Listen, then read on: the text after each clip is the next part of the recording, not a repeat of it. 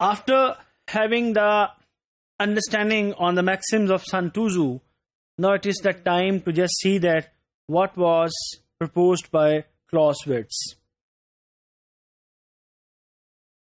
Clausewitz wrote that wars as an open-ended and creative strategy. In his view, the war is not only open-ended but also creative. Same is true for the battlefield. Same is true for the marketplace. Attack, defense, maneuvering, intelligence gathering, and night operations. These were the terms used in his book. And you see, if the marketing literature or the business literature, you find out that firms are talking about the attacking their rival firms, defending themselves, maneuvering their positions and strategies, gathering the intelligence, and also having the night operations. Clausewitz has artistically differentiated strategy from the tactics. Here is an extract from his book. Let us consider and understand it.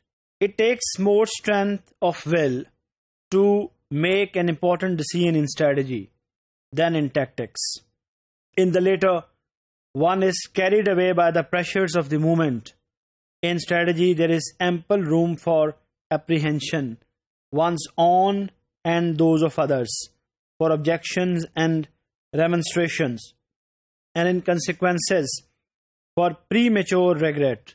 In tactical situation, one is able to see at least half the problem with the naked eyes, whereas in strategy, everything has to be guessed at and presumed. Conviction is therefore weaker. Consequently, most generals, when that ought to act, are paralyzed by unnecessary doubts. This extract from his book contains very important messages for the marketplace and for the different firms. First, that in case of strategy, you require more strength, whereas this is not the case in case of a tactic.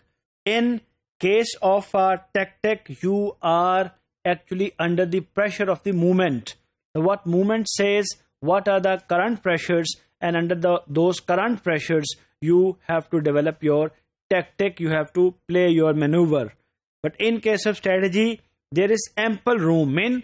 Strategy is actually a long-term process. It's not a short-term process. And in strategy, you can show doubts on the things. You can have objections on the things.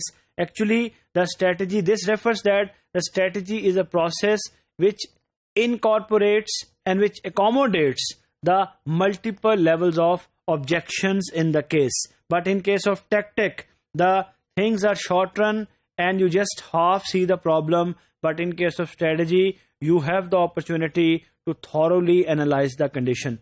In the end, he has mentioned a very important point, which is also true for many businessmen, that when it is time to act like the generals, the many people actually are paralyzed and they get involved into the doubts. This is the problem. That's why often we raise this question. A best strategist was there.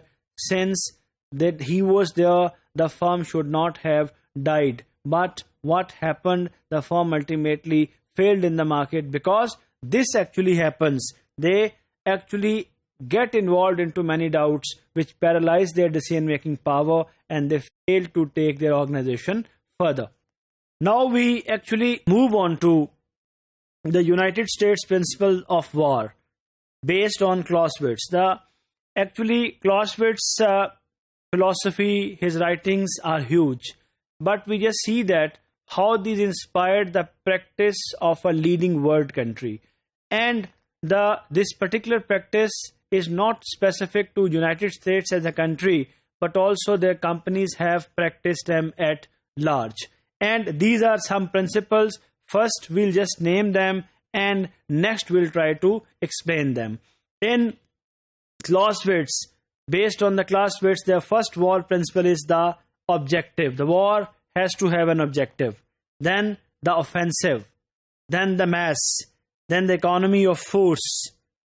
Then maneuver. Then unity of command.